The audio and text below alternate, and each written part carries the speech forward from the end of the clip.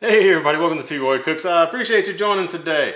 Folks, I got a nice recipe for you. I'm going to show you how to do a smothered steak. Alright, this is different than chicken fried steak. This is actually a smothered steak with a brown gravy. Man, it's some kind of fun. You can put it over rice, you can put it over mashed potatoes, you can put it over grits. Yum. It's kind of like in Cajun land they call it griots. Almost the same thing, except we don't have the Trinity in it. But anyway, it's going to be good. I'm going to show you the recipe here in a second. Just want to let you know the recipe will be down below in the description box. Just hit show more. And also down below, I've got my link for my merch. I got some new merch out. I'm wearing one of my shirts right now, this pretty beige color. And it's got my logo right here on the front. Check out the back. How about that? These are pretty cool, huh? And also I got this nice heather gray. Alright, same thing, a little logo up here on the front and on the back. That's cool, man. Straighten it out there for you. Get it right there, T-Roy.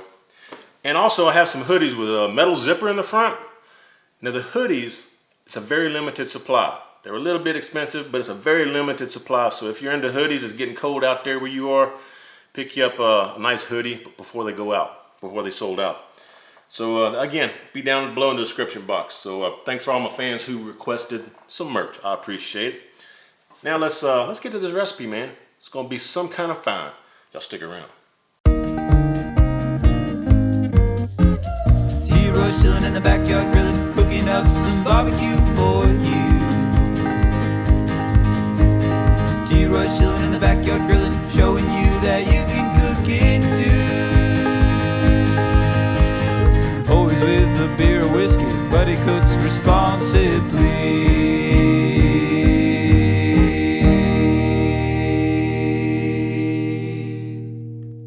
Alright, I believe these are all the ingredients I'm going to need.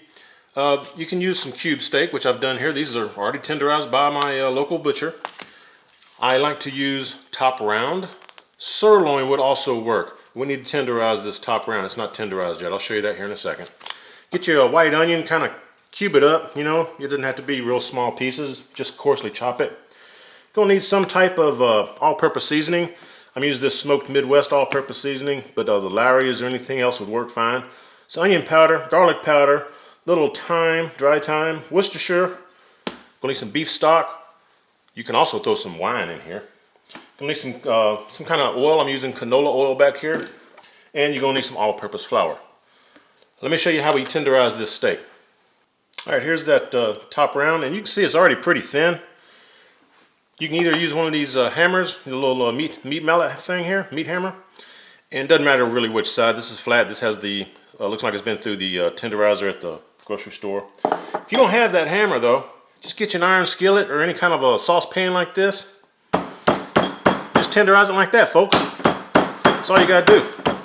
You don't have to go crazy with it. You don't have to get it paper thin. Just beat it a little bit, thin it out.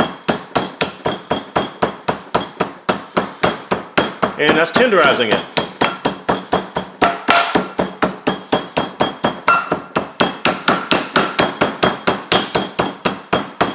I'm kind of using this bottom edge right here, folks.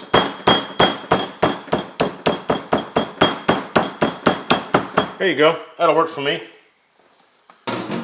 Need to wash that. All right, now what I need to do is cut this baby in half, because we want to cut off this fat right here too. That's fine right there. If you got any fat out on the outer edge, go ahead and cut that off. And we're just going to cut this right in half like that. That way we've got two servings. I'm going to show you how we're going to flour this up. All right, and I got me a plate here. I'm just going to use this plate to put this flour on my steaks. I'm going to go in with, about 2.5 cups. Because we're not going to coat these steaks really heavily. That's about 2 cups or so. All right, let's go ahead and season this flour up. You need about a tablespoon of each of these. So let's go with a nice tablespoon of this all-purpose rub. And the same thing here, onion powder, tablespoon. That looks right, close enough anyway. It doesn't have to be exact, folks. Garlic powder, about the same. Equal parts. I like a little bit of garlic. I'm gonna throw a little extra in there. There, how about that? Make it your own, man. This is just a to show you the basics, okay? Just make the recipe your own if you want. That's fine by me. Add just some other stuff in there if you want. Doesn't really matter. And what you want to do is mix all this up in your flour. And I didn't put a whole lot of this rub, this all-purpose rub on there in the flour because I'm also going to coat the meat with some of this, okay? So if you put too much in your flour, it's going to make it probably over-salted, okay? And let me get me another plate. All right, so again, here's the cube steaks. Here's the top sirloin steaks. Just going to lightly coat a little bit of this all-purpose rub on each one of these on both sides. And then we're going to dip these in some flour. Just like that, folks. Okay. Hit the other side. There you go. Real simple dish, folks, real simple. But what you're going to do is basically braise this meat slowly. Just let it simmer in some braising liquid. And it's going to make a gravy. And it's going to be some kind of fine, folks. All right, let's get this breaded up. Show you real quick here. Again, a light coating. You don't want a whole bunch on there. Shake off any excess. That one's ready to go. Same thing. Do that with all these. We'll bring you right back and we'll get some oil going on the stove.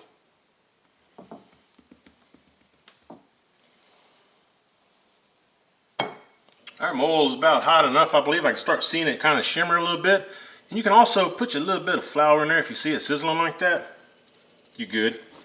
Or you could also get you one of these handy dandy thermometer guns here.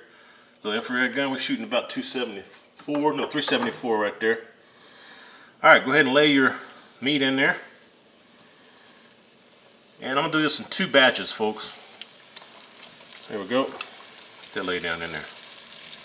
There we go. And what you want to do is just not cook this all the way through. Okay, just do it like 2 or 3 minutes on each side, if that. You just want to brown that flour, folks. That's all you want to do. And there's about 4 tablespoons of canola oil, I believe it is, I'm using in there. All right, it's been a couple of minutes. I'm starting to see some blood pooling on top of this one. Let's go ahead and see what we've got.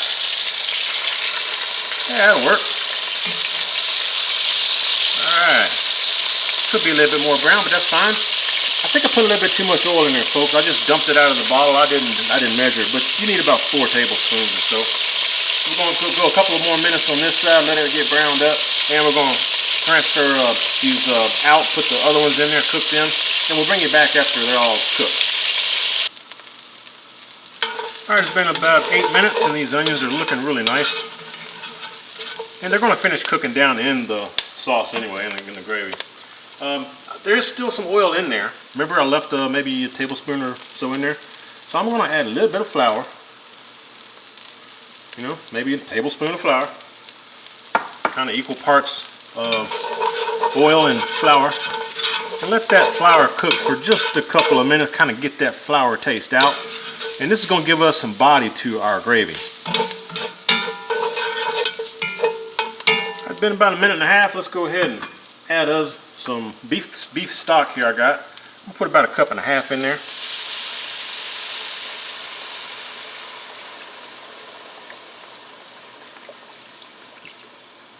Yeah, a little bit more. There's 4 cups in this carton. Yeah, that's about right. Alright, we're also going to put in some water. 1.5 cups water. Worcestershire. Put some Worcestershire in there. How much? How much you like Worcestershire, you know. Maybe a tablespoon. Maybe a little more. This is, when I added this beef stock, that's also when you could add some wine. If you want to put some red wine in there, folks, you can deglaze the pan with some red wine if you want. And I got some dried thyme here. Thyme's pretty strong. You don't need a whole bunch of it. Maybe a teaspoon or so, if that. Just make sure you scrape the bottom, get all that goodness off the bottom, all that fond from browning the meat and the onions and stuff off of there. And we'll taste it here in a little bit after it cooks. It may need some May need some salt, pepper, stuff like that in there, but we'll let it cook a little bit before we add any more seasonings. Let's just go ahead and add the meat back in. As you can see, the meat's just going to kind of float around in there. There we go. Make sure your meat's all covered up, folks. And I forgot to mention, make sure your pot has a lid, because what you're going to do is bring this up to a boil, let it simmer. I'm actually going to move it to the back burner. It's a little smaller burner, but we're going to let it simmer for a little bit. And oh, I was going to tell you too. What was I going to tell you? Let me see. I had something I was going to tell you. Back out. There you go. Oh yeah, you can put this in the oven, folks. If you do this in your oven, after you put the meat back in there and everything like we just did, if your oven's up to about 375 or so, like, you know, 375 Fahrenheit, put your pot in there for about 45 minutes to an hour. On the stove top where I'm going to leave it, I'm just going to keep it on simmer, on a small burner on simmer, and just let it cook for a couple hours, okay? But in your oven, it'll cook a lot faster because you got heat surrounding that pan, the pot, you know. So 375 for about an hour.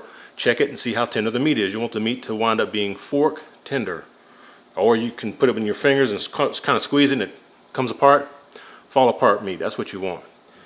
We'll bring y'all back when this is about done. And if you want, go ahead and make you some white rice. Make you some mashed potatoes. Make you some grits if you want. You know, fix you some veggies for the side. If you want biscuits or rolls or anything like that, go ahead and get all that stuff done while this meat's just simmering, all right? We'll bring y'all back in a little bit. All right, we've been going an hour. Let's check on it and see where we're at. As you can see, it's just a slow simmer, man. It's looking really nice. Wonder how tender that meat is. Let's see. Still has some more to go. That's what I thought. It's only been an hour. Let's give it a quick taste. Let's see how it tastes here. Man, that's gonna be good, y'all. I'm serious. I'm gonna put a little bit of pepper in there. Just some fresh cracked black pepper. And put a little bit of just plain salt in there. There we go. Stir all that in. Alright, I want this gravy to thicken up a little bit between now and when I turn this off. So what I'm going to do, I'm just going to put the lid on here. Still leave it on a little simmer, but I'm just going to crack the lid a little bit, let some of that steam escape, and that's going to help reduce the gravy. So we'll catch y'all back here in another hour or so. Alright folks, we've been going 2.5 hours. I checked it about 2 hours and it still needs a little bit more. So we're at 2.5 hours right there. At about the 2 hour mark, I did flip these over to kind of give them a little bit of even cooking. Man, they're looking good. I think they are tender enough right now. Let's see. Oh yeah, see that's falling apart right there? Yeah, but we're good. We're good, folks. Alright, so fix me a plate of some asparagus. I got some steamed asparagus. You can see over there, I steamed it up right there. So, there you go. We're really cooking, folks. And that gravy's looking really good. I did add a little touch of salt and pepper. I think I showed that to you guys earlier. Let's get us one of these. Well, first let's get us a little gravy. Yeah, put a little gravy on here with some of these onions. Oh yeah. That likes me some onions with some beef, man. Man, I wish I could smell my kitchen right now. Ooh, doggy. Been driving my dogs nuts. Let's get us one of these steaks right here. There you go. Put that baby down right over there. Alright, I'm going to turn all this off. Let's give it a taste. Alright folks, let's show you this steak, see how easy it is to, you know, just use a fork. You don't need a knife. Check this out. Now, I got my fingers crossed over here because I ain't cut into this yet. But let's see. Oh yeah, there you go. See? Fork tender, man. Fork tender, that's what you're looking for. Now, what you got to do, you got to get you a little bit of this mushroom gravy with some of them mashed taters. That's what we're looking for, folks, right there. Let's get a bite of this. All right, folks, there we go. Let's give this a try. Ooh, I'm dripping gravy. Yum. I'll tell you what, that meat is so tender. Man, and the onion gravy that's good stuff, y'all. Really, really good. And if you want a little thicker, you can add a little bit of cornstarch and water. Just make a little slurry. Don't need much. It'll thicken that up real quick for you. It's great just the way it is, though. This is great if you do some hamburger patties and throw the hamburger patties in this onion gravy and then smother them. That's what you call hamburger steaks. You can also do pork chops the same way.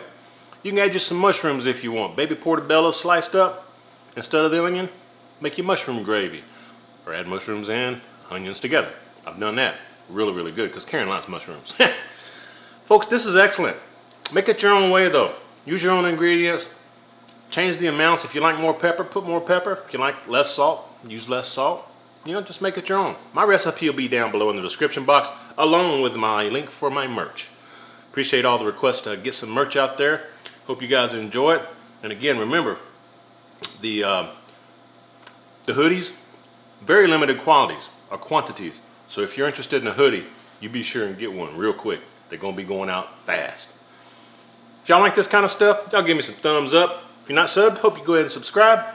Hope you share the video. And when you do, please tell all your friends that T-Roy cooks responsibly with some sweet tea. Ha! We Southern. Ha!